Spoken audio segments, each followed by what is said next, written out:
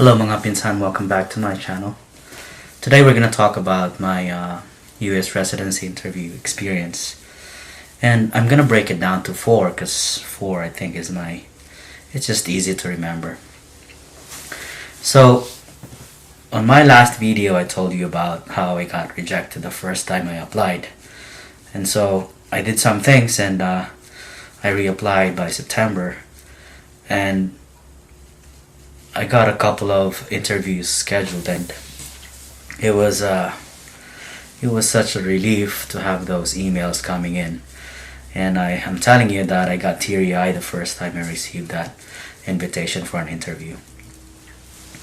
My interviews went pretty well, I think, but looking back I thought I have somehow summarized some things that I did, which I'm hoping would be helpful for you guys while you're doing this interview season. So first one I did was practice. I know language would be a great barrier for the interviews, and even living in the US for years, there's a certain way that people like Americans talk.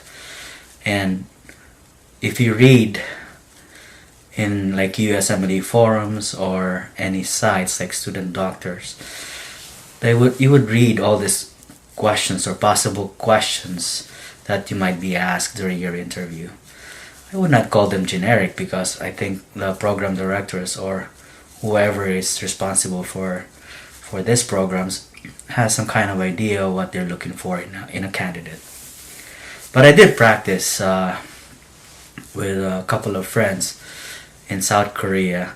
We went over some questions like, tell me about yourself, how to answer questions like that, and why are you choosing this hospital, or this specialty, all these things you will find in the internet. I don't have to tell you that, but honestly, you will get tips or you will read about these things in the internet.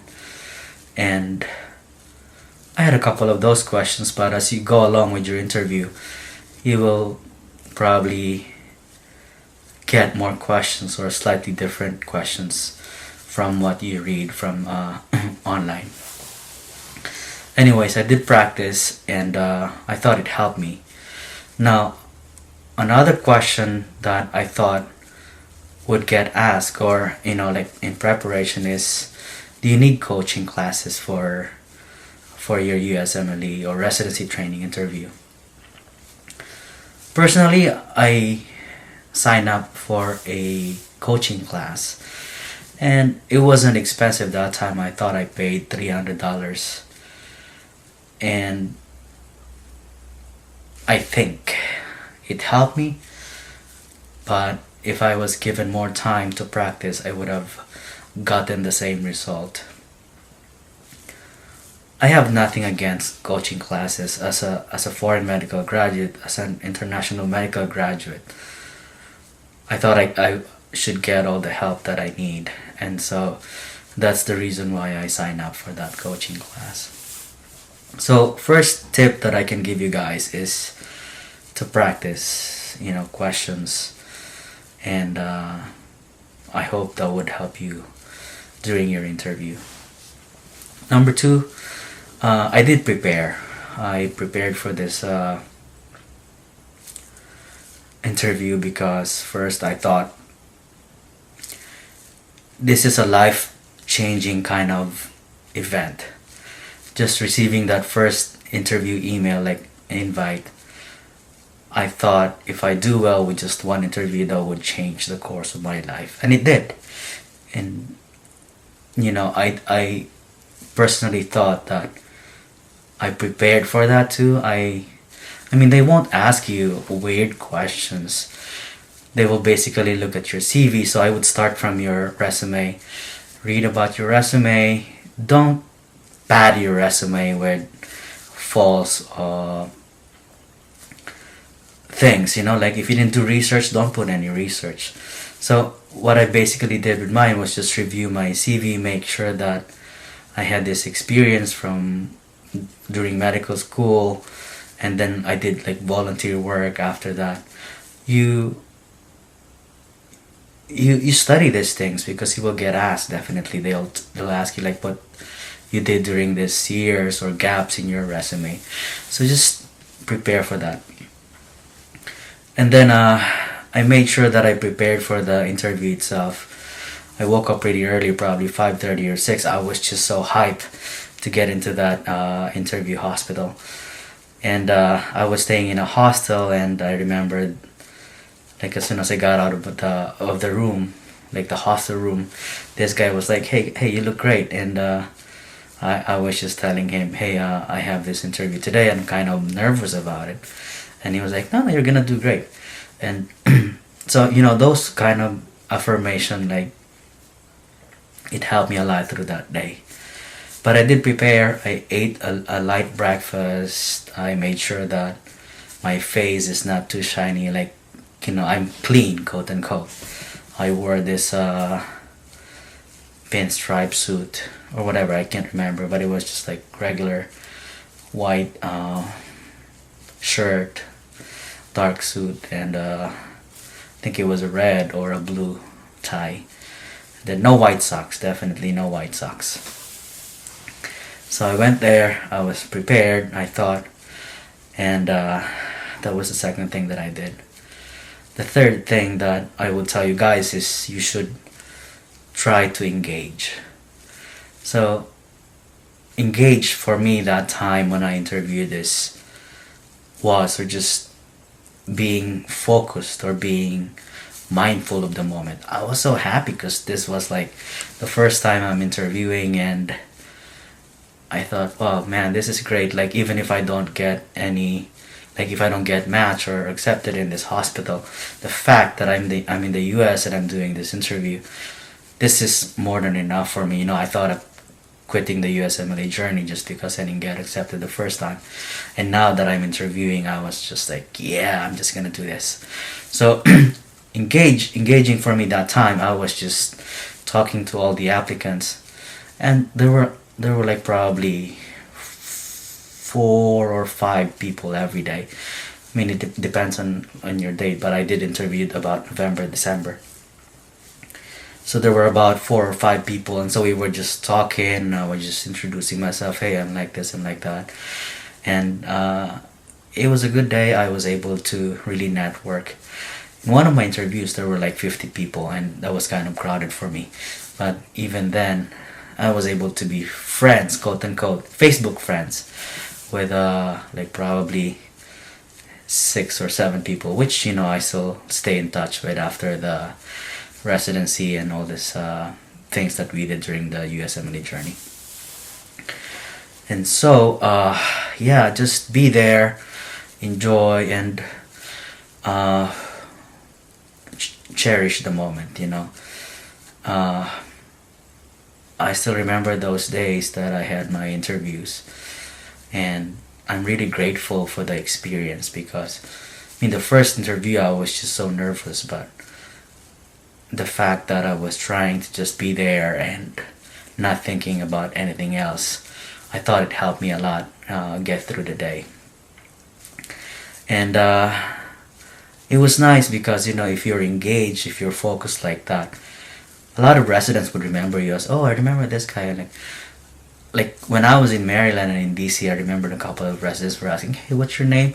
And there's a bunch of people who would be there, but if you're like interested, not too eager, okay, I'm not advising you to be too eager, just be yourself. They were asking like what I'm planning to do, or like things that make you think that, hey, maybe they're interested with me or my application. So that's the third one. For the last tip, I would say, so practice first, and then be prepared, engaged, and then the fourth one would be a cliche, just be yourself. I said don't be looking too eager or too chatty, just enjoy yourself, cherish the moment, don't ever lie, because your lie will catch up on you. try to look them in the eyes, like whoever is talking to you, engage and look in their eyes. And if you're asked to specify or give details about something, I would suggest giving them like the specific year. Like, I did this medical mission during this year in 2017 for this many months. I did this research or whatever. I helped with this research somewhere in DC. I went to Orlando, Florida to this cancer center for some clinical experience from this month to this month. All this kind of things, because anybody can claim about something. It's in your CV, but if you can expound or explain more about it, then you would expect that these people would kind of, oh, this guy really knows what he's talking about. And don't be cocky, because they can tell. I feel like, when I was in residency and in fellowship eventually, we did have like interviews, and I'm telling you that a lot of people become good candidates just the way they carry themselves. Like just basic stuff like sit up straight, don't slouch, don't cross your legs, all these things. If you read about these things online, you will learn a lot about the proper positions or posture during your interview. So learn about those things. And I said the first tip that I told you guys about to practice or prepare, you will learn a lot if you just go on like how to dress for your interview, how to answer questions. And I watched a couple of YouTube videos, and there's one that said something about what program directors are looking for candidates. But personally, I told you I was just so happy to be there. So I'm dressed, I was engaged, I was just kind of interacting with people, even with the attendings and the program director.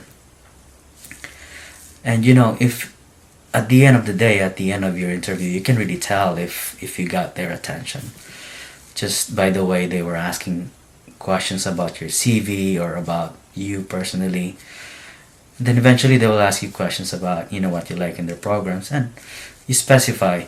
That's one part of preparation that I did. I read about the hospital, what is their mission and vision, and how many beds they have there, what's the demographic around the area. You should be aware of these things, just because you don't want to be caught unaware, and the residents or the people in the hospital were telling you, oh, we have this and this. So if you research, if you have prepared and you know what's going on, know about the hospital, learn about the hospital mission, vision, how many beds, what kind of patients they cater to. And then when they say something, oh, we're situated around this area in DC, or we are around this area in Virginia or Maryland, then you know what things to tell them. Like, oh yeah, I read about that.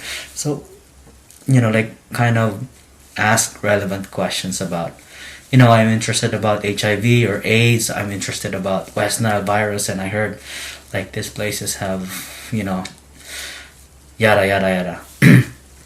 So if you have a prior knowledge about these things, then this will kind of put you in the game, like make you understand what they're talking about.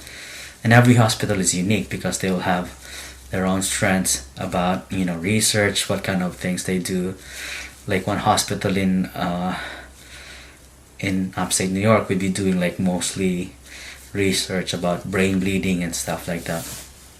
So know your hospital, and this is still part of your preparation. So, and just when you know these things, that's something that you keep in your heart. Like, hey, I have this nugget, like gold nugget, that I can probably tell people about, and align these things with your, like what you want, what you're looking for in a hospital. So, guys, this interview, like US residency interview, it's nerve-wracking. As a foreign medical graduate who, like, you have to practice English, how to answer questions properly. It was quite an experience, and I thought it helped me grow and learn more about the culture in the US and how to work around patients and to help them and to really, this is like this the first seed that you saw as someone who wants to be a medical doctor in the US. Yeah, so if you have any questions, please post your comments. And for those guys who are asking or who wants to know about coaching or like just to practice, I'm on service this week, but if I have any free time, we can even Skype or try something. And then let me help you guys. Let's practice with your interview. I can't promise you my whole time just because, sometimes the unit is too busy. But if we do have some free time, then we can probably set up something, and I hope this will help you with your quest to becoming a physician here in the US. So that's it for today. Please like, share, and subscribe. This channel is pretty new, and I hope I can recruit more people so we can both learn and move on towards our dream of doctors, becoming doctors and serving people in the US. So have a good day. Please don't forget to subscribe. Ciao.